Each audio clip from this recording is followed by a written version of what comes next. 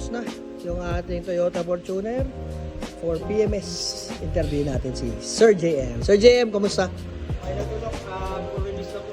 Anong ginawa natin dito sa Fortuner? Ginawa natin dito, Doc, AGR cleaning, intake planning, cold cleaning, saka turbo cleaning. Okay. Sabay din yung PMS. Sabay na yung full PMS. Ano pang pinalta natin dito? Sabay din yung fuel filter, Doc. Fuel filter. Okay. Air filter, kamusta? Filter, okay na. Bago pa.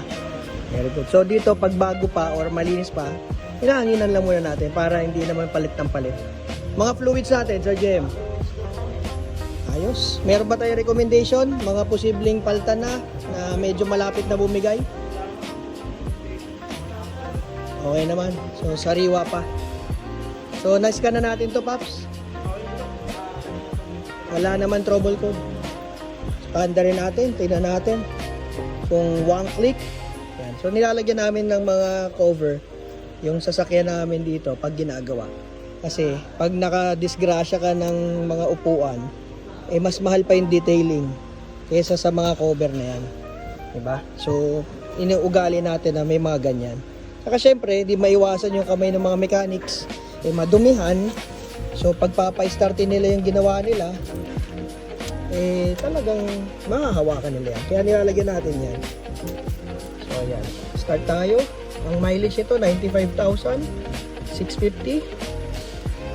Start tayo sa JM, ha? One click. Very nice. Okay. So, tingnan natin yung under ng makina. Wow, napakatining.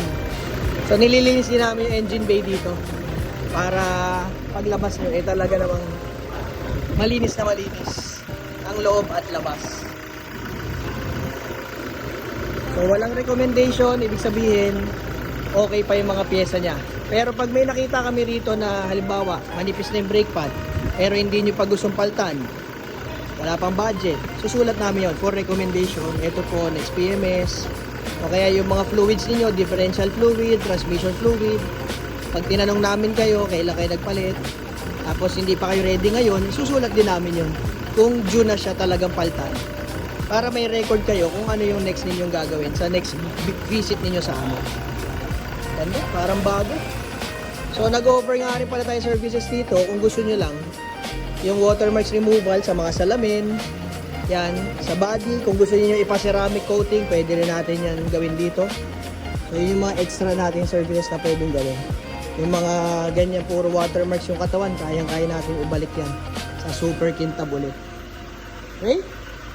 Okay na to, Sir JM. Release na, Sir Emer. Mayroon ka ba mensahe? Okay naman. May shoutout ba tayo dyan, mga taga Pangasinan? Sa mga pobita ng Pangasinan dyan. Yeah. May lingwahe ba kayo doon? Yeah.